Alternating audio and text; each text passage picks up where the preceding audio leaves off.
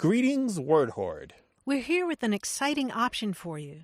A version of our podcast without any ads. That's right. No advertising interruptions, just the content you love, ready to go in your favorite podcast apps like Spotify and Apple Podcasts. It's another way to support the show, ensuring that we keep bringing you the word stories and language explorations that you love. Try it at waywardradio.org/ad-free. And it's affordable. For just a small subscription fee, you can enjoy A Way with Words uninterrupted, except by us. Plus, it makes a great gift. Know somebody who loves language as much as you do? Give them the gift of words. Easy to sign up, easy to enjoy. It's the same A Way with Words, just streamlined for your listening pleasure. Go to waywardradio.org/ad-free. Support us, support the show, and enjoy an ad-free listening experience. waywardradio.org/ad-free. Thank you. You're listening to A Way with Words, a show about language and how we use it. I'm Grant Barrett. And I'm Martha Barnett. On our Facebook group, someone named Tola Begbaji wrote, I just wrote a chat to someone that struck me as funny. It's really coming down up here. Are there any other sentences like this where you use opposite words right next to each other, like down, up? It's really coming down up here. Coming down up here. So Yeah. Where are they? They're like in the northern part of the country? Yeah. And the rain is coming down? Yeah. It's really coming down up here. So Yeah. those two prepositions next to each other Right. are kind of weird. Little preposition pileup. Yes, and then we heard from a lot of other people who were chiming in. Somebody said, I can't stand sitting down for so long. Can't stand sitting down. Or somebody else wrote, turn left right here. And then somebody else wrote, don't make the wrong right turn or you'll be left right back where you started. It's like my shoes are out in the garage, out in. Right. Some of them make sense, right? We Or come in out of the rain. come in out of the rain. Right. Yeah. Come in out. Or like maybe you're dozing in a chair in front of the TV and your wife says, wake up, it's time to go to sleep. Yeah. Well, that's the famous kid thing, right? Kids come up to you, they'll come in your bedroom, like 4:30 in the morning. They'll be like, are you sleeping? You're like, yes, but you're not. But you were. And that's what you mean. I guess the takeaway here is you can't look at English too closely. No, turn away. Shield your eyes. You'll be blinded. 877-929-9673. Send us all your language, slang, weird, quirky stuff to words@waywardradio.org. And talk to us on Twitter at WAYWORD. Hello, you have A Way with Words. Hello, this is Jackie Dozier calling in from Shreveport, Louisiana. How are you this morning? Excellent, Jackie. How are you? Hi, Jackie. Very well. What can we help with? Well, my dad used to have this saying. My dad was born in 1916, World War II vet. He started out in the Army as a cook. My mother was a very good cook. Betty Crocker was her nickname. And she used to fix us pretty good meals. And my dad would always compliment her by saying, I have dined sufficiently, and the food was well sorosified. And I've been trying to find the meaning or the spelling of sorosified. I was on program one time in Shreveport to do the Blessing Big event, about 600 people in attendance. Judge Greg Mathis was our keynote speaker, and I blessed the food, and I used that term, and there was such a roar of laughter in the audience, and everybody said, where did you get that from? What does that mean? And I thought, all I could say is, I figured what my dad was saying was the food was well prepared and it tastes good. Yeah. I couldn't find the spelling of it or anything. So can you guys help me with that, please? Oh, We yeah. sure can. Absolutely. Wow. I know it's been 10 years. Jackie, we sure can. Let's hear that phrase again. I have dined sufficiently, and the food was well sorosified. This is great, Jackie. We have a long list of variations of this. This kind of construction has been around for a long time, and it's exactly as you said, sort of this formal sounding pronouncement after you've eaten. And it breaks down into two general parts, one of which is refusing the food, the other of which is sort of elegantly, daintily explaining why you're refusing more food, which is exactly what you did, right? Yeah. See, my dad was always in the connotation that it was a compliment. It was something good, and so And maybe he had sufficient enough of food, and I don't know. So you guys help me with that. Mm-hmm. And it's sort of fun, too, though, right? I mean, It is. I'm telling you, it was a big laughter. I got text messages, emails. What does that mean? I thought, I got myself in trouble because I can't explain it. Yeah. There's a wonderful article that we can send you to online in American Speech from how long ago was 1980. it? 1980. And Frederick G. Cassidy from the University of Wisconsin collected a whole lot of these. Suffonsified, suffonsified. 20 or more, Yeah, by my count. Yeah, ferancified. Surancified, surfanciful. It just goes on and on and on. And it's got that common thread that we've been talking about, but there are just lots of different variations. You can just picture all these people pushing back from the table. And so they're all kind of ridiculous, hyper-exaggerated versions of the word satisfied, right? Yeah. Yeah? Yeah. Okay. Mm-hmm. Makes sense. Yeah, and mixing in sufficient, too. Yeah. Uh-huh. And so some of the versions that he has in this article, my sufficiency is fully serancified anymore would be obnoxious to my fastidious taste. That's a common I love one. that one. An older one, I have had a genteel sufficiency. Any more would be superfluity. Wow. So I guess that's it. So lots of variations. You say about 20 of them? At least. At least, and all different combinations of the first part of the phrase and the last part of the phrase. Wow. Thank you guys Thanks, so Jackie. very much. I Take care appreciate now. that, and I'm going to share that with my other 9 siblings as well. Oh, boy, yeah. Keep it going. Yes, sir. You got that right. We're going to have to do it in honor of Dad. Oh, that's so sweet. Take care now. Bye-bye. And we will put a link to that on our website. Absolutely. One of the things about this phrase is that it's fun to say and it's fun to hear, and it's a mystery when people ask us about it, right? Mm-hmm. So when it comes up in email or voicemail, they're befuddled just like Jackie was, and but the palpable relief that there's an answer and a source and that other people are doing it too. Yeah, we just heard it, right? 877-929-9673. Hit us up on Twitter at WAYWORD.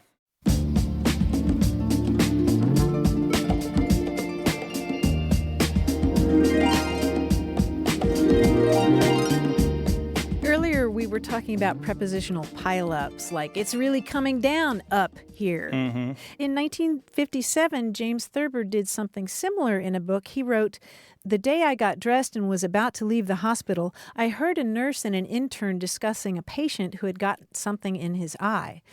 It's a bad city to get something in your eye in," the nurse said. "Yes," the intern agreed, "but there isn't a better place to get something in your eye out in."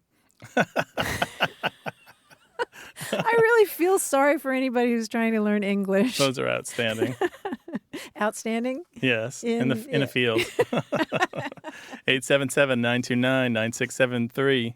Hello, you have a way with words. Hi, how are you? My name is Brooke Barnum. I'm calling from Coronado, California. Hello, Brooke. Welcome to the show. Hi. So I was sitting at lunch with my father at the retirement facility where he lives, and there was a gentleman that I had spoken with before, and I knew he was from New York, and I said, "You're from Brooklyn, correct?" And he said, "No, I'm from the Bronx." And did you know that the Bronx is one of a couple places where you have to use the word "the" in front of it? You don't say the Brooklyn or the Manhattan, but you do say the Bronx. And he said, and I believe the Vatican is another place.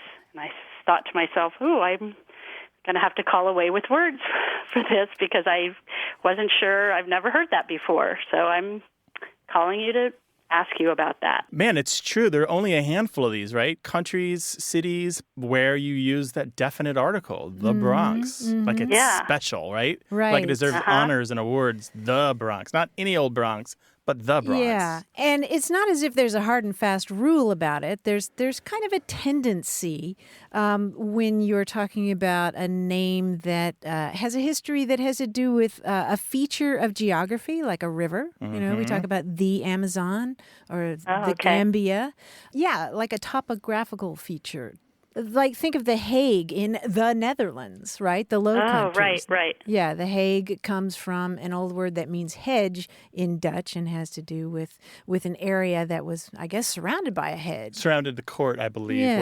where they met. Something like that. Oh, Yeah, so they're little interesting. echoes like that. And so with the Bronx, it's called the Bronx because it was named after the Bronx River, right? Mhm, which was named after a guy whose last name Right, was who had a Bronx. farm that was basically most of what today is the Bronx. Yeah. So, Oh, so okay. his name, which was spelled differently, was changed to Bronx, applied to the river. And then when they were looking for a name after they took that land from Westchester, which is just north of New York City, they decided to take the name of the river to apply to the borough and thus the Bronx. Oh, gotcha. Yeah. Oh, interesting. But each one of these places has its own story. Yeah. And usually the tendency is to lose those. But, we talk about the United States, right? We talk about the United States. We talk about the United Kingdom. But an interesting one of more recent vintage is Ukraine. We used to talk about the Ukraine, but that term apparently means borderlands. And so that's why it's a sort of a politically sensitive thing to say. So now we don't use the definite article. Right, because it's a country in and of itself. Ukraine. Okay. Islands, a lot of times, the Bahamas, the Philippines. My favorite of all of these, and it's kind of going off track a little bit here, but is the La Brea Tar Pits, which is just so full of redundancies, it's ridiculous. Yeah. The La Brea Tar Pits. Oh, Yeah. funny. Okay. Well, Yeah. good. Well, thank you. Well, I great love talking. listening to your Brooke, show. that's our pleasure. Thank you Thank for you, calling Brooke. us so much. Okay. Have a great day. Take care. All Thanks. right. Bye-bye. Bye-bye. Bye-bye. Well, this is a show about words and language and anything to do with speaking and writing. Give us a call, 877-929-9673.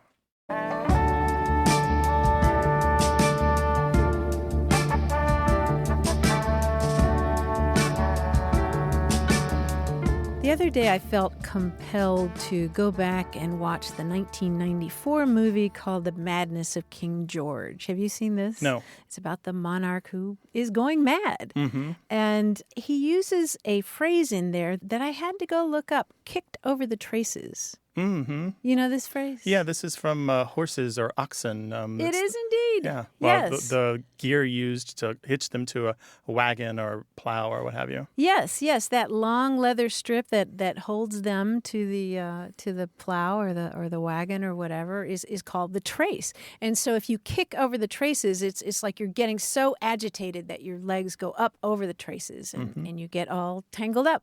It's used to describe, say, somebody who goes off to college and kicks over the traces for the first time, just goes wild. Right. They're no longer like just plowing those steady straight rows. Right. And obeying the whip of another person. Yeah, which makes me think of the word delirium, which has to do with a furrow. Oh. And if you are going out of the furrow, delirium, I think, in Latin It means to go out of a furrow? Yeah, Oh, delirium. interesting. Yeah. 877-929-9673. Email words@waywardradio.org.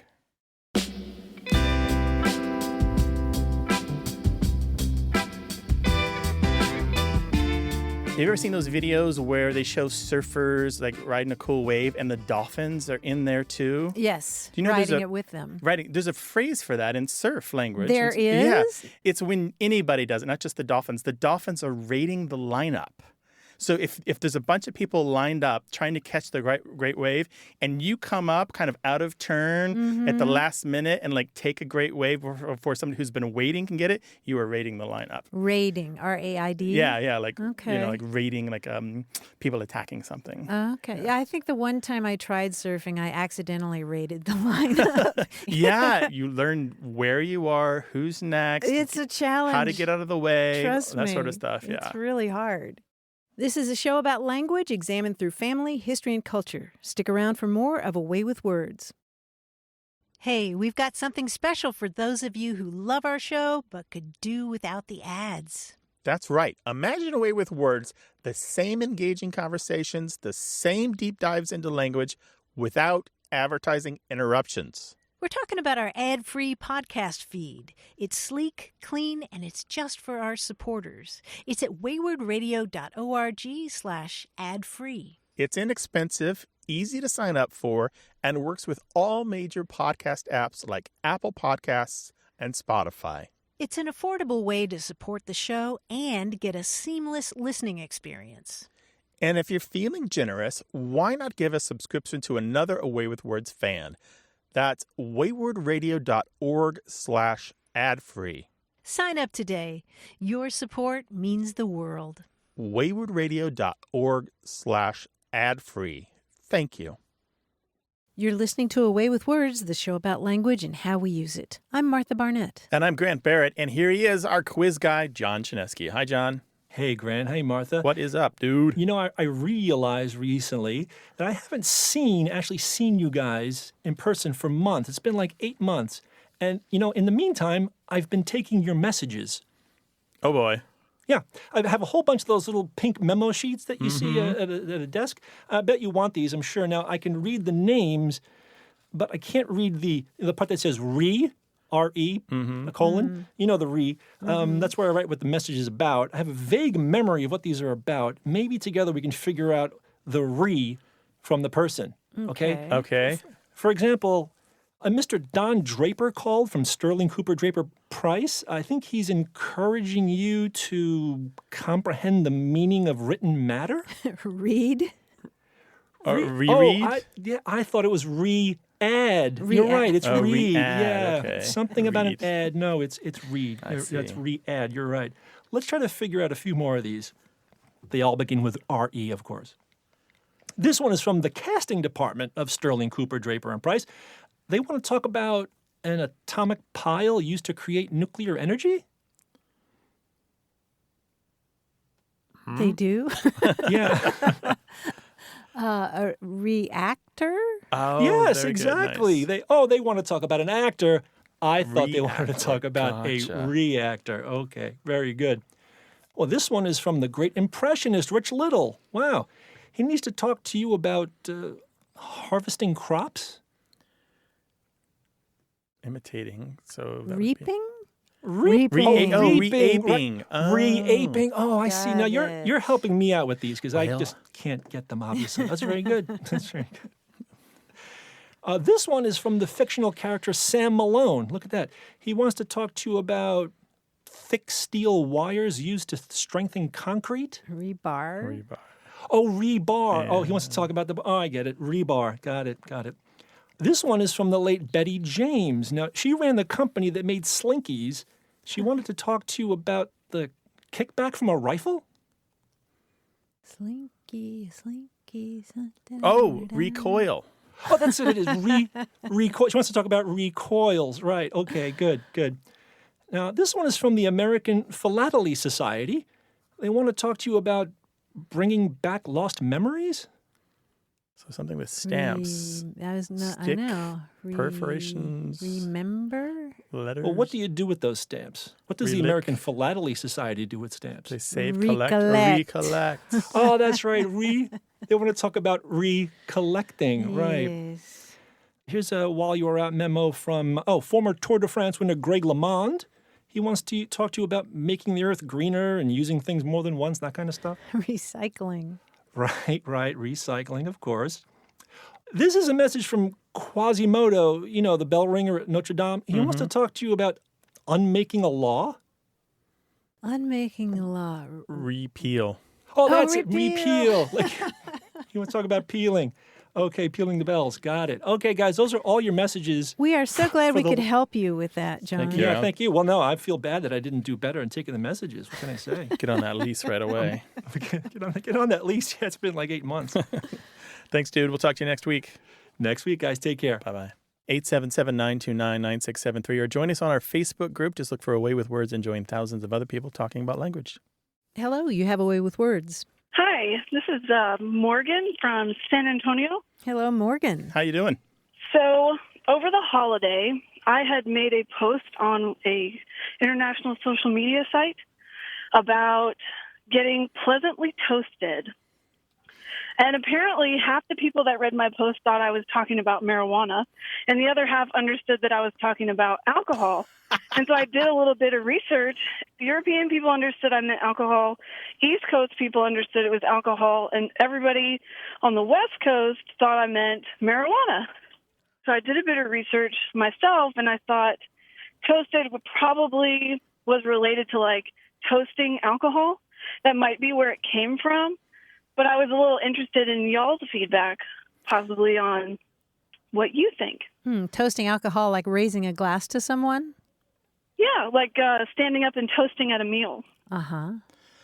It's a good theory. I think it's an accidental connection. More likely, it's just because there are a zillion slang words that all have to do with some damage being done to the body. And a lot of them also serve as slang for being killed or being injured, like to be wasted or to be stoned or to be blasted or to be zonked. Bombed. Bombed, yeah. And so we have just so many of these. We're probably up in the thousands of slang words for having some kind of intoxication. What's really interesting to me on this is I'm not surprised at all, by the way, that there's some kind of regional division on this. It's that it mirrors so well the problem with the word stoned, although that one's generational. We've talked about this on the show before, where stoned for people, let's say 50 and over, could easily be used for having too much alcohol. Whereas stoned for people, let's say 40 and younger, there's kind of a gray decade in there, mostly means high on marijuana. And so it's just kind of changed over time. But in general, toasted still means intoxication. It's just what is your chemical, right? Well, I guess that makes sense. Yeah, is your chemical going to be the stuff in marijuana, or is your chemical going to be the stuff in your alcoholic drink? There's an earlier use of it that has to do with being executed on an electric chair, which is not common slang, but yeah, so it's definitely got some other slang uses there. Yeah. I want to throw in a third slang usage that started in probably the 90s and continued well up till today, and it's a toast that just means tired or extremely exhausted. Mm-hmm. And so you've got a third usage there. But this is the thing about slang. Slang is not as firmly fixed as what we might call standard English. And I'm trying to say standard with air quotes around it to suggest some doubt about what standard means. But in general, the stuff we learn in schools or in our textbooks is firm. You know, it's exact or mostly exact. But the stuff that we learn from our peers and the stuff we learn on the playground or the locker room, that stuff is all over the place. And it changes from day to day and year to year. Make sense, Morgan? Well, that's a lot of information, and it all makes a lot of sense. One thing I want to applaud is your field work. I love the fact that you spent the time to figure out that there's a West and East division on this. That's pretty cool. Yeah, so what are you going to tell them in 140 characters? Well, it's not Twitter, but okay. But no, I think I'll probably go back and make another post about it and see what people say. It's a really involved community where you can communicate. So I would be interested to go back and give them y'all's feedback and possibly podcast to the show and see what they say. There you go. Yeah, put a link to our show on I there. would propose that you do kind of a survey and figure out where they're from and which definition they use and see if you can prove on a map that there is a geographical division on the meanings of this word. That would be cool. I'd also like to know their ages. Yeah, ages too. Why not? We can totally do that. Yes, it sounds like we're going to have a follow-up. Let us know, all right? Sure. Y'all have a wonderful day. You too. Take care now. Thanks, Morgan. Bye. Bye-bye. Bye-bye. I love it. She comes with evidence and theories and a lot of fun. That's cool. Intoxicated goes back to a Greek word, ultimately, that means an arrow. You know, so like the poison arrow. The tox root there is the poison arrow. Yeah. You're intaking toxins. Pretty much. 877-929-9673.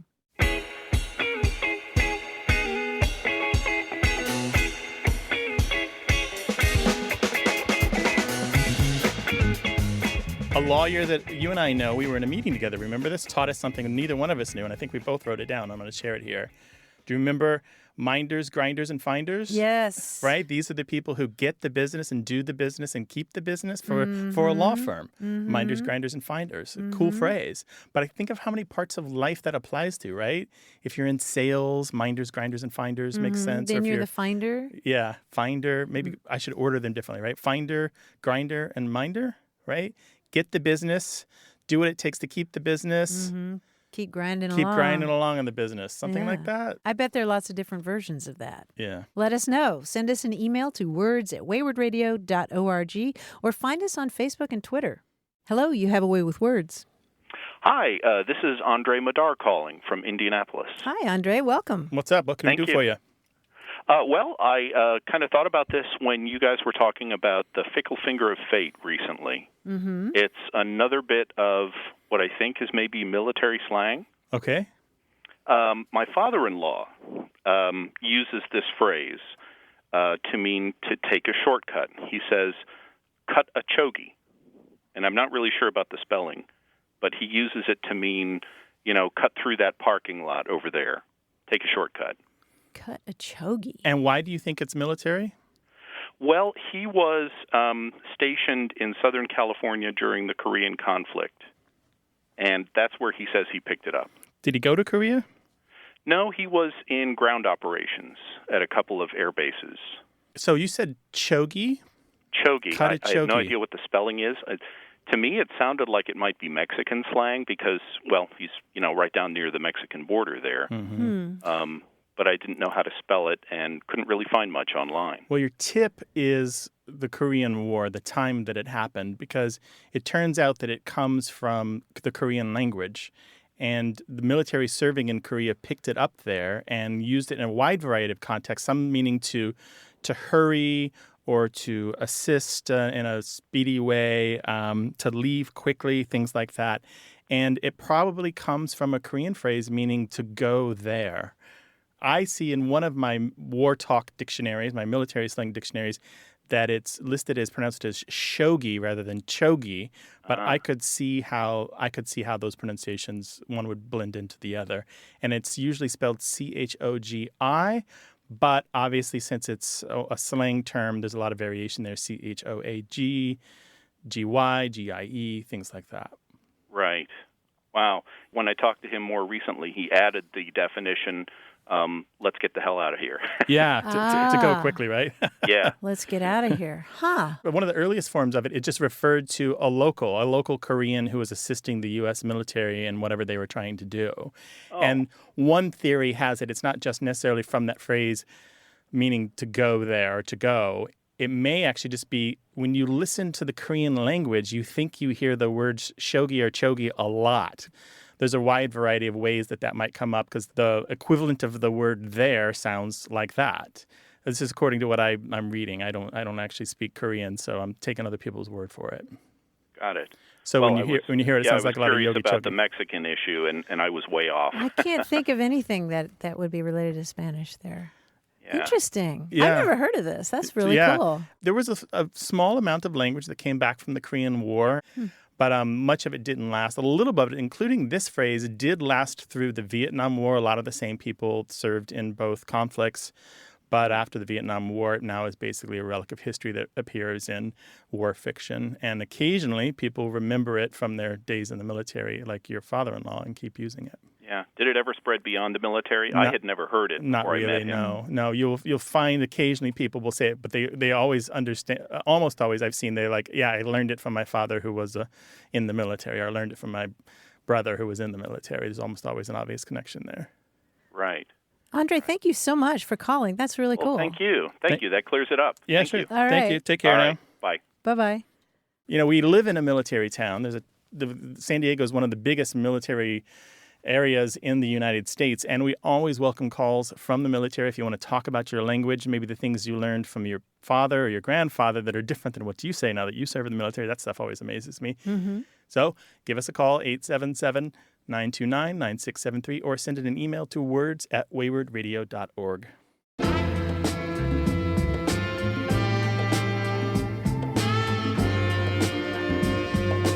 A friend of mine sent me a link to a video, and part of the video included a simulated chat room from the early 1990s. And my friend was saying, "Remember these?" When the text would just go across the screen like that.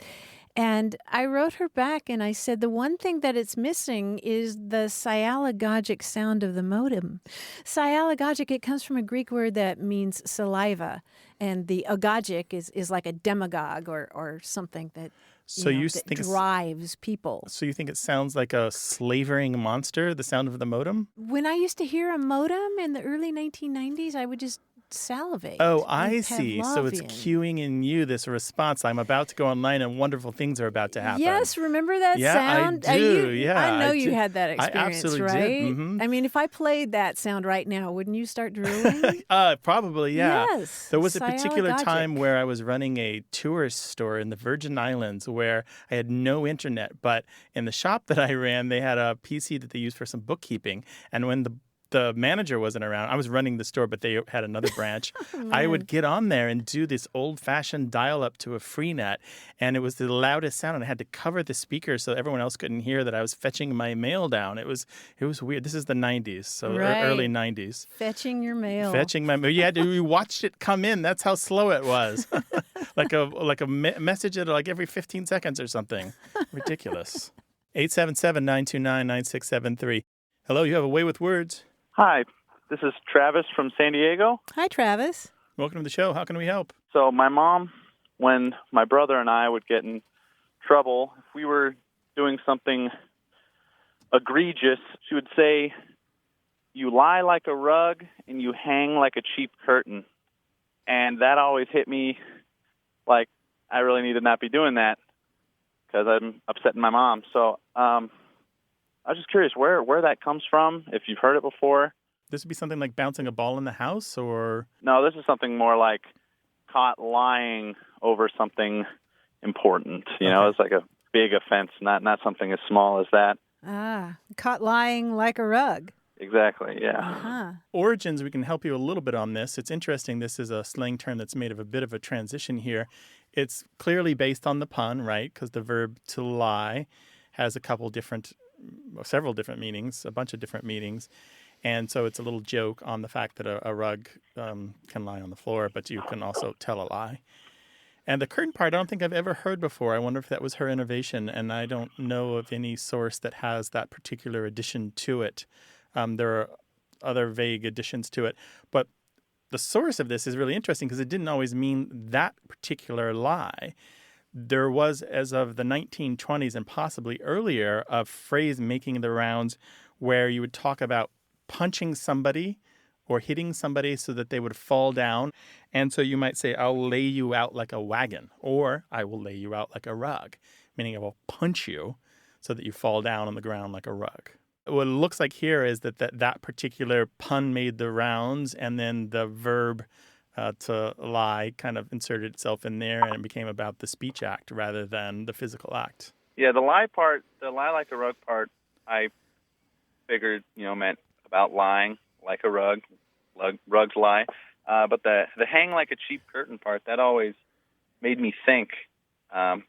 Always curious about, what exactly that means, like hanging for your crime, or, what could that mean?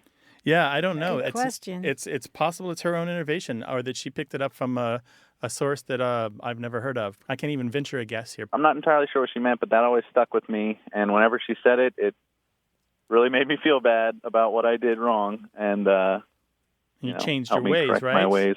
Yeah, of Yes. course.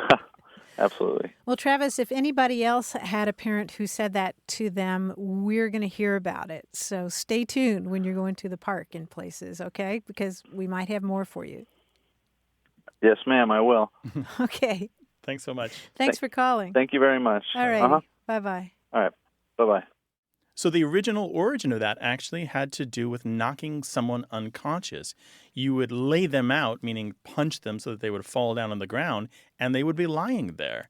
And so that lie, lying there, combines with the other lie, and there's a transference of meaning, and the joke kind of continues, but it has a new usage in American slang.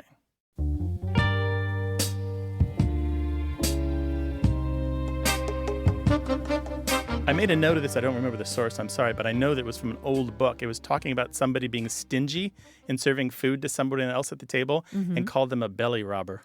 A belly robber. Right.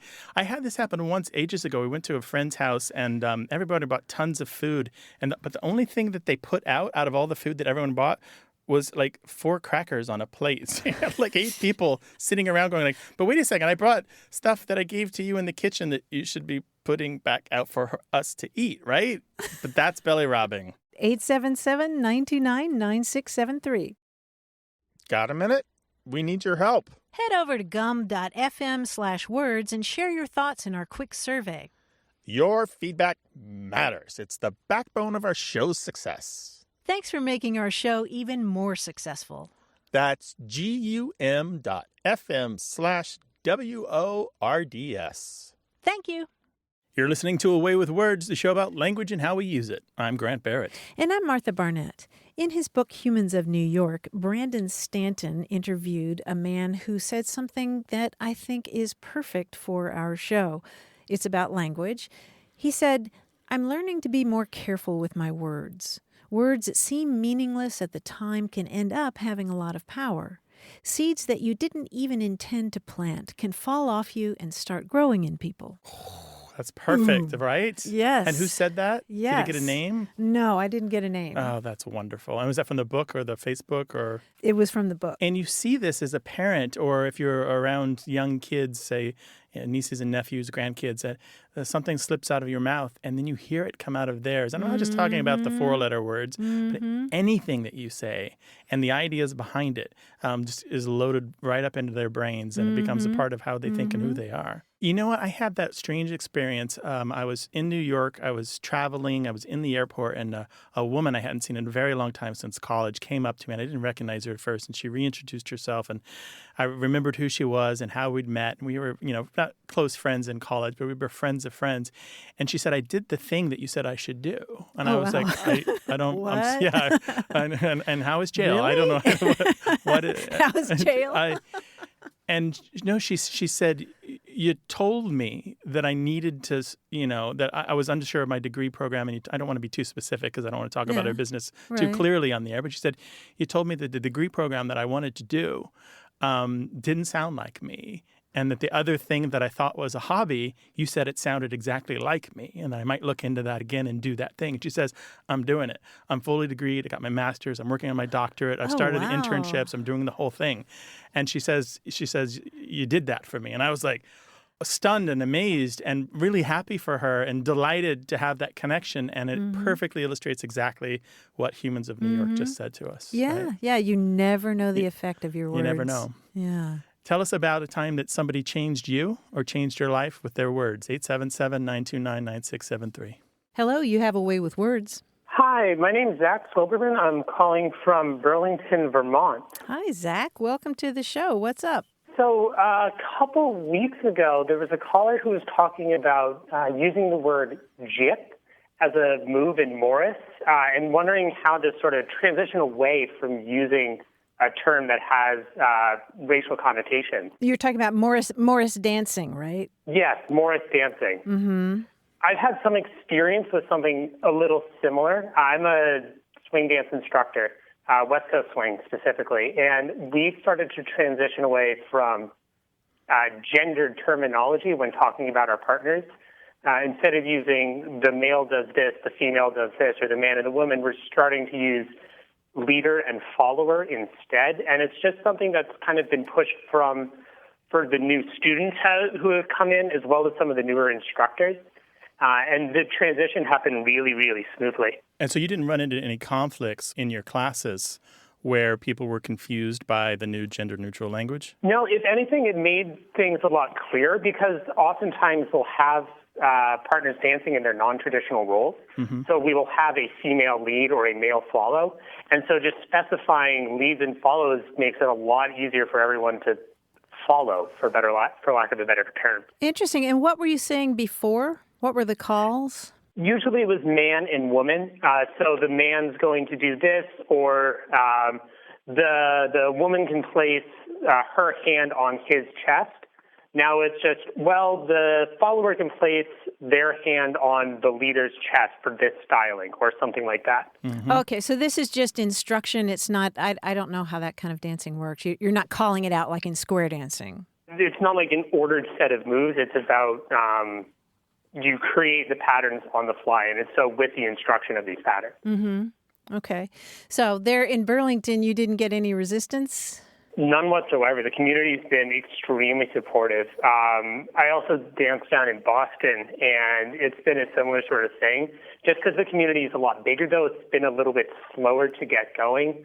But we're starting to get support with like the national governing body of swing, and they're starting to allow for non-traditional competitions as well. And so what are people saying about this? I think it's overall really, really favorable. There have been a couple of times where people aren't entirely on board with it because there's such an attitude of support and discussion in the community that we're all comfortable going to that person or just talking to someone saying, hey, when you say this, it makes me feel uncomfortable because, well, I am a male follower, and so dragging me away from my partner because two guys shouldn't be dancing together, that's not really something we're okay with in the community. So now that the community support developed, it's become the norm. So you're saying at the national level, though, they still do gendered dancing mostly? So primarily, yes. Just within the past year or so, they've switched the actual regulations that say how the competitions are supposed to go. They switched them from you must have a male lead, female follow to you can dance whatever role you want. And there's a whole bunch of politics with that, but they're just starting to switch. But West Coast Swing is a smaller community than Ballroom, and Ballroom is taking a lot longer to catch up, if it ever will. Do you know the term ambidextrous? Yes, I identify as ambidextrous. That means that you both lead and follow as the occasion requires, right? Yep. Interesting. And you wear one high heel and one flat shoe? No. How does that work?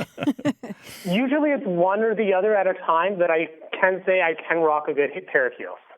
Nice. And so do you think that changing the language changes people's attitudes? I think it does. At the very least, it's created an atmosphere of open discussion, where by making sure that we're using this inclusive language, it allows people to speak up about points of confusion, and it opens the dance to people who otherwise wouldn't feel comfortable being a part of it. When I started, one of my really close friends was transgender, and I told them why don't you come to Ballroom? And they said, well, I don't think there would be a place for me. Because they wouldn't know what role to fit in. Well, now that we're using the more open language, there's a lot more opportunity for non-binary individuals to come and enjoy something that may have been previously inaccessible. Perfect summary. Yeah. That's great, Zach. I got to say that it sounds like you guys are moving the conversation along in the right direction. Thank you. Yeah, it's been a long road, but it's definitely been worth it. We really appreciate you taking the time to tell us how it's going there in Burlington, and we hope to hear from everyone else in the country about this, too. Well, thank you for having me on. Have a good one. You too. Take care thanks, now. Zach. Bye. Bye-bye. Bye. Yeah, this reminds me of inclusive language in liturgy now, or on birth certificates or marriage certificates. I mean, I think it makes a lot of sense. You want to see yourself. You want to see yourself reflected, yeah. You want to know that if you were to walk in that door, that it's open to you. And the only way to do that is if things as simple as pronouns or gender are carefully considered, right? Sometimes you don't know what you're walking into, but if somebody says, oh, here's the dances we're going to do, and all it says is leader and follower, and it doesn't say male and female, you're like, okay, yeah, I'm cool with this. I've often heard people say, well, it doesn't really matter. The language doesn't really matter that much. And I always say, if the language doesn't matter, then let's say womankind rather than mankind. If it doesn't matter very much, let's say her or she rather than... Then we can change it. Yeah, if it doesn't matter, let's try it the other way and see if it matters to you. If you want to read more about this, there's a great discussion of the pros and cons on a website called Lindy Affair by a woman named Carrie Westbrook. Just go there and look for a comparison of arguments surrounding general neutral language. And she's got a lot of pluses and minuses on this, and it's a really thoughtful consideration. Cool. And in the meantime, give us a call, 877-929-9673, or send your thoughts in email to words@waywardradio.org. Hello, you have a way with words. Hello, this is Randy. Hi, Randy. Where are you calling from? Calling from Red Row, Vermont. Welcome to the show. How can we help? Okay, so heard the term very often, making ends meet. And I'm curious about the origin of it. I understand what it means and how it's used, but where it comes from, I'm not sure of. But I always get a mental image of, it comes down to being a meat pie. And it's not very appetizing, and I want to know more about it. I want to know the original origin of it. So hopefully you can help me. So in your mind, it's M-E-A-T and not M-E-E-T? As a child, hearing it, I didn't understand. That's just kind of how it morphed into being an adult meat pie. So Right. Making ends meet. So like you're putting meat on the table. Correct. Something like that. I think of a meat pie, even though that has nothing to do with the connotation. Oh, Right. because it's made out of the leftovers, the ends, and they're all together, and you make one more meal out of the meat? Yes. Oh, I could see. So the Yeah. scraps, the bit of this Yeah. and the bit of that Making aren't a full ends dish in meet. themselves. Yeah. Okay. That's very picturesque. Yeah. But It's not one of the prevailing theories. no. Right. I hope not. Good. No, because the meat in this sense is meet. To Right. meet, like for two things to meet, to go together. Right. And we're not really sure of how that shapes up, how the origin shapes up, but it could have to do with tailoring and dressmaking, when you're trying to make sure you have enough cloth available to meet so that your garment covers whatever you are trying to cover. Some people have suggested that it comes from the idea of splicing ends of ropes together to make sure that you're covering whatever you need to cover with the length of that rope. And there are phrases like that in French and Polish. It just has to do with things coming together. And another theory actually is that it has to do with a ledger and the income and the outgo, and you want the bottom of that ledger to meet. You want to meet your expenses, in other words. Although the All right. phrase, So like an accounting. but the phrase, Yeah. Okay. Exactly. The phrase is older than double entry accounting, though, so that kind Okay. of doesn't really work. There's another thing about that. I want to talk about the rope one a second, which is a lot of people favorite because people love, for some reason, the nautically originated words. But it's the idea also of scraps of rope, which you just, broken rope or old rope that you then splice together so you have one long, useful rope. So that kind of matches a little bit with what your vision in your mind of the meat pie made out of scraps. Right. I believe, I have a strong feeling that what we're talking about here is the money lasting through the end of the calendar period. Like That would make I have sense. enough money to pay my rent at the end of the month means the end of my money matches the end of the month, or the end of whatever amount of money matches the end of whatever calendar period. But all of these are supposition, and we don't have strong enough evidence for any of them because making ends meet just kind of pops up, doesn't it? Yeah. 1650s, yeah. or something like that. Mm-hmm. So, Randy, we hope we've helped. Yes, you have. I just want to reiterate the fact that I don't think making ends meet is about a meat pie, but I just wanted a little bit more clarity, as Yeah, far sure. as, We got you. as far We as understand. the origins of it. Absolutely. We understand. Thanks for your call. Really appreciate it. Great. I love your show. Thanks. Thank you. Thanks, Take care Randy. now. Bye-bye. Take care. We take your questions about language, and it doesn't have to be word origins. Tell us about a dispute you had at work when you're putting together a PowerPoint deck, or a passage that you read in a book that just really struck you as beautiful. Give us a call, 877-929-9673, or email us words@waywardradio.org.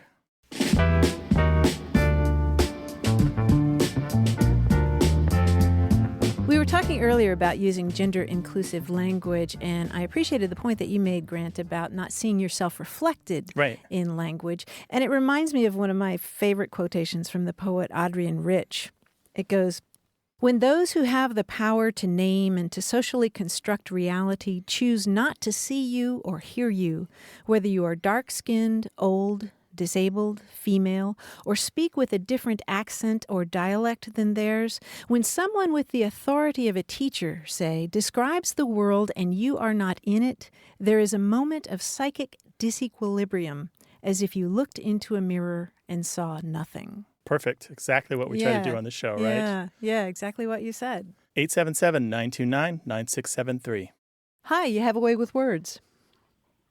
Hi, it's James calling from Dallas, Texas. Hey, James. How you doing? Hi, James. What's up? You folks were talking about the way people sign off at the end of a phone call. They'll say things like, bye, that sort of thing.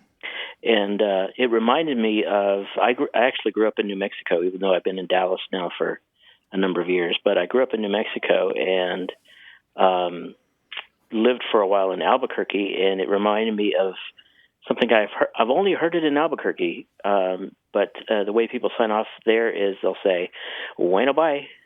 Bueno bye, right? Bueno bye? So it's bueno bye with the B barely pronounced, right? Pronounced like a W? Yep, exactly. Bueno bye. And it's all one word, bueno bye. Bueno bye. So it's a nice Spanglish mix of two languages. Yeah, exactly. anyway, I just wanted to share that with you folks, and just because I love listening to your show, and I know that yeah, sure. It's always fun to share those little facts. And you don't hear that in Dallas, right? Despite all the Spanish speakers there, nobody says "bueno bye" when they're hanging up the phone in Dallas, right? Yeah, I've never heard it outside of, and even in other places in New Mexico. I've only heard it in Albuquerque. In fact, I even saw it on a vanity plate one time. Somebody put "bueno bye" on there. That's good. On there. I did see one anecdotal report of somebody using it, and they were from West Texas, but West Texas is practically New Mexico, so. So that kind of counts. But this is called Burqueño slang, right? People from Albuquerque speak Burqueño. And there's a bunch of stuff. We've talked about umbers on the show. Do you know that one? It's kind of like when somebody's in trouble in school, you're like, umbers. Is that how you said it? Umbers, yeah. That, and they use the word all a lot. Oh, you're all tall, or you're all short, or you're all mad. Oh, interesting. There were a couple really fun videos called Stuff Burqueño Say, only replace the word stuff with a familiar four-letter word that begins with S. Yep. Stuff the Burqueños, and they're super fun. And everybody I know from Albuquerque says that they're pretty spot on. They're done by some improv actors, I believe. Oh, cool. Yeah, they're pretty good. Oh, yeah. I've seen that video. It's absolutely accurate. You do hear it's filled with Burqueño slang. Oh, good to know. The other thing I wanted to share is elsewhere in New Mexico, and I didn't hear it until I moved to Las Cruces, which is close to El Paso, Texas. But they'll say, like, say you and I are driving out running errands, and I get thirsty, so I pull into the 7-Eleven and I want to go in and grab a drink, and so I'll turn to you and say, "Hey, are you going to get down?" Meaning, should I leave the car running and you're going to stay here, or are you going to get out? But they'll say get down instead of get out. Uh-huh. Yeah, and that's probably a calc from the Spanish, yeah, right? Bajar. Get out to basically get down out of a vehicle. Mm-hmm. And I believe you find the similar usage in the formerly French-speaking parts of Louisiana. Yes, you do. Where they also do something like kidding. but they get it from the French rather than from the Spanish. Mm-hmm. And then the other one is put gas. Instead of get gas, I'm going to go put gas. Really? And they don't put gas in something; they just put gas. Yeah. Hey, I'm going to go put gas. That's great. Oh, this That's is outstanding. super fun. James, thank you for sharing the Burqueño stuff, or the New Mexican stuff. We really appreciate it. Oh, sure thing. I really enjoy your show. Thank you very much. Take call care us now. again sometime. All right, we'll do. Bye-bye. Bye-bye. What a rich and diverse language we speak. Yes. It's abundant Yes. with novelty and things of interest. I love it. And we don't all speak one language, but we do. How does that work? Bueno, bye. That's what this show is about. 877-929-9673. Send your questions and email to words@waywardradio.org or join us on our Facebook group. Just look for A Way with Words. Want more A Way with Words? Listen to years of past episodes at waywardradio.org or find the show in any podcast app or on iTunes. Our toll-free line is always open, so leave us a message at 877-929-9673 and we'll take a listen. We love to get your messages at words@waywardradio.org or hit us up on Twitter at WAYWORD and look for us on Facebook. This program would not be possible without you. Grant and I are out to change the way we listen and think about language, and you're making it happen. Thanks also to senior producer Stephanie Levine, director and editor Tim Felton, director Colin Tedeschi, and production assistant Emma Kelman in San Diego. In New York, we thank quiz guy John Chinesky and that master of keeping it real, Paul Ruist at Argo Studios. A Way with Words is an independent production of Wayward Inc. From the Recording Arts Center at Studio West in San Diego, I'm Martha Barnett. And I'm Grant Barrett. So long. Bye-bye. Hey, listeners, we have a favor to ask. We'd love for you to fill out our listener survey at gum.fm/words. Your feedback is crucial. It's quick, and it helps us make our show even better. It shapes our show, helps us plan, and ensures we're bringing you the content you love. That's gum.fm/WORDS. Thanks for being a part of what we do. Thank you.